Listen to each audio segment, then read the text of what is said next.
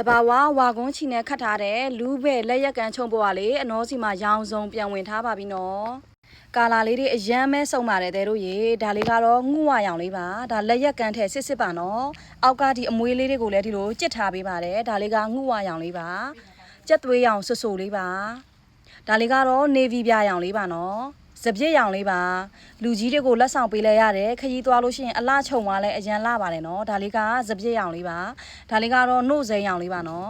ပဝါရဲ့ဒီလိုအကျယ်လေးကတော့23လက်မရှိပါတယ်နော်ဒါ23လက်မအကျယ်ပါ